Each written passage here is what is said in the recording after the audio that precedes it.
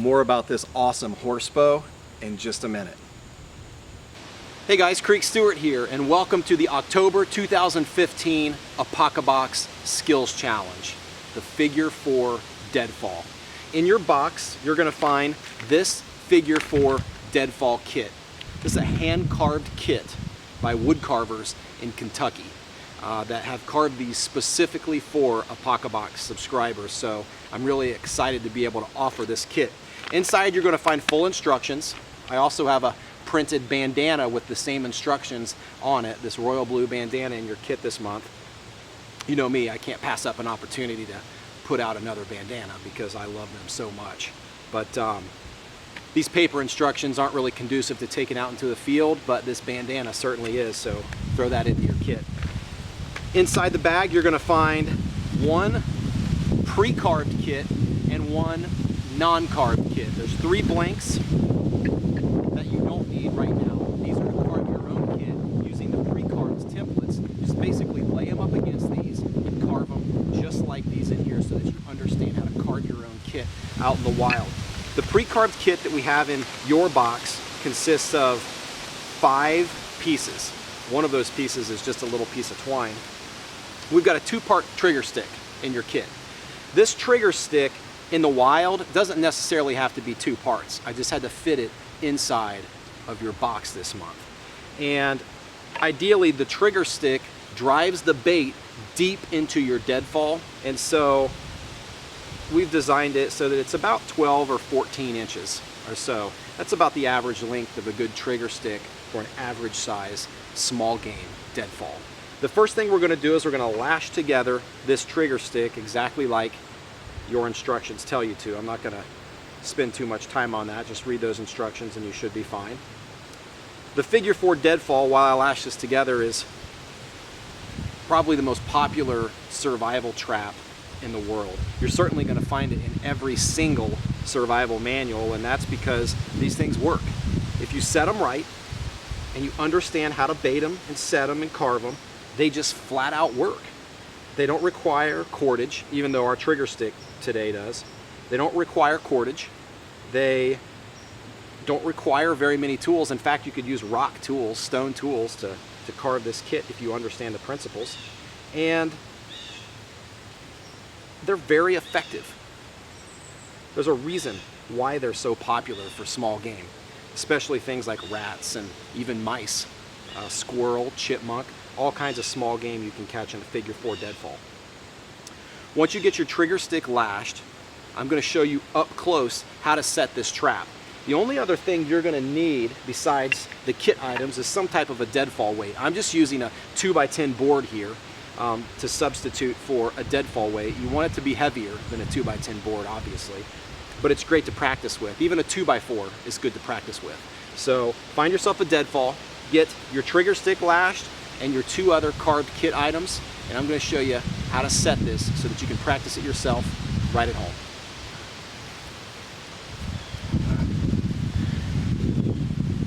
Now you're not going to be able to see my upper body and face while we're doing this, but it's not important. The only thing you need to see is my hands so that I can show you this in detail. We've got our 3 kit pieces here. The first piece we're concerned about is the post stick. It's got a flattened right hand side that we are going to want to have facing the right hand side of the deadfall. In my experience, it's always easier to set deadfalls from the front of the deadfall so that you can control everything from out front. Once you get your post stick set, you're going to pull in your lever stick, which just hooks on top of your post stick, and you see why it's called the lever stick. Because at that point, we're going to set our deadfall weight up on our lever stick, just like that, okay? Now, if your deadfall's really heavy, you may have to put your post stick on a small rock so that it doesn't drive that post stick into the ground. Now, obviously, you're going to bait your trigger stick before you set your deadfall. There on that pointed end, you're going to lash on a piece of fruit or a piece of jerky or a nut. You're going to really want to secure something on the end of that so that the small game animal that you're attracting has to kind of yank on it a little bit because sometimes when you've got a deadfall on here, even though this is a hair trigger, they can be a little sticky sometimes, and you want the animal to really kind of pull on that in order to engage this trigger system. I always hook the front of my trigger stick first, and then I press my lever stick down to meet my trigger stick. And once that lever stick is pressed down to that notch, it's just a balancing act at that point. And I'm going to show a couple different angles on this trigger system so that you can see exactly how I did it. So now again, you see I'm controlling this entire deadfall weight by the lever stick. I don't have any hands inside of this deadfall. It's all being controlled by the lever stick out front. I'm bringing my trigger stick in. I'm hooking it on the right hand side of my post stick. I'm pushing my lever stick down to meet my trigger stick, making sure my deadfall weight is balanced.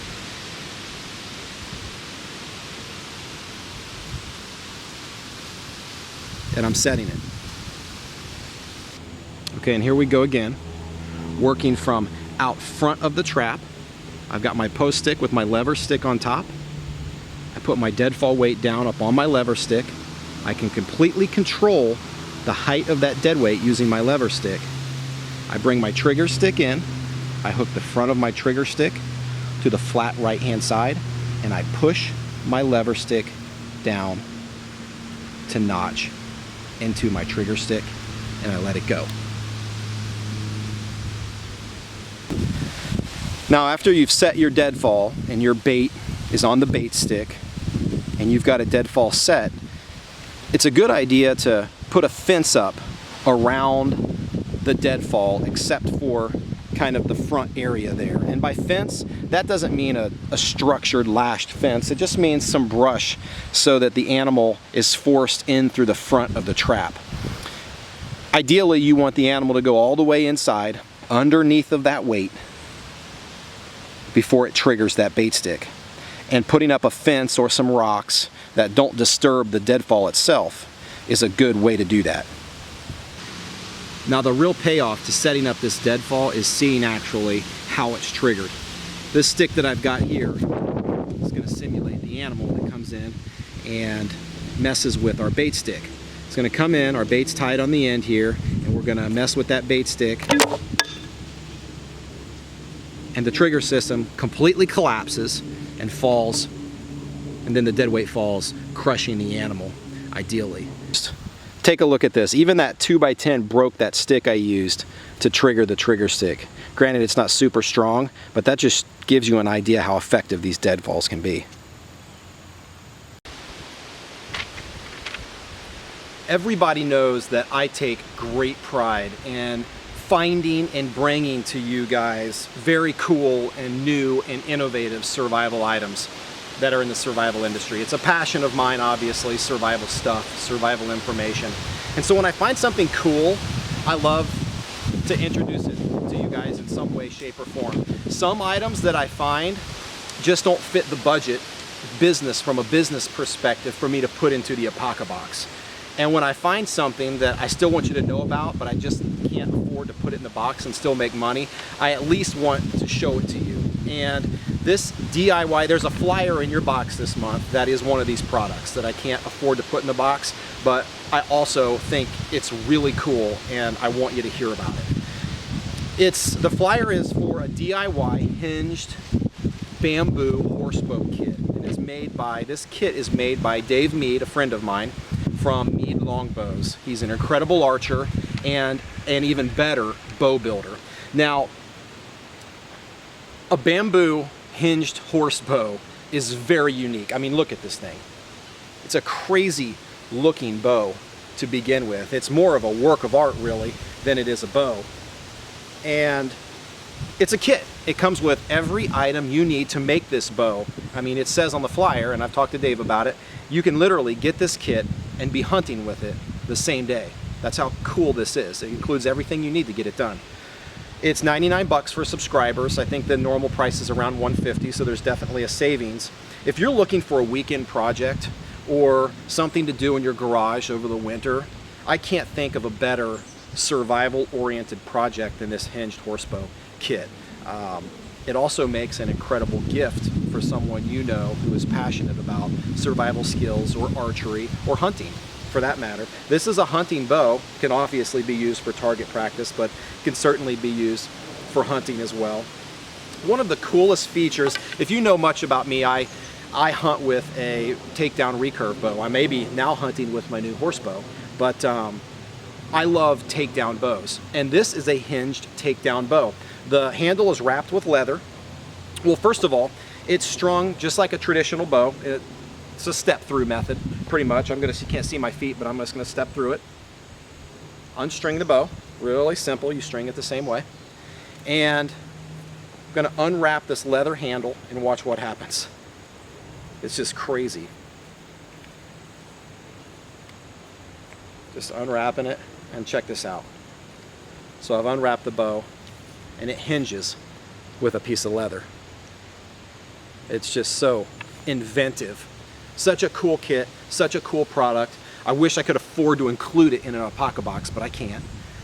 But at least you know about it, and if you're interested, you've got a great deal from Mead Longbows on this horsebow kit. So if you have any questions, his contact information is on the flyer. I don't get a kickback or anything from this bow. This is just me introducing you to a really cool piece of gear.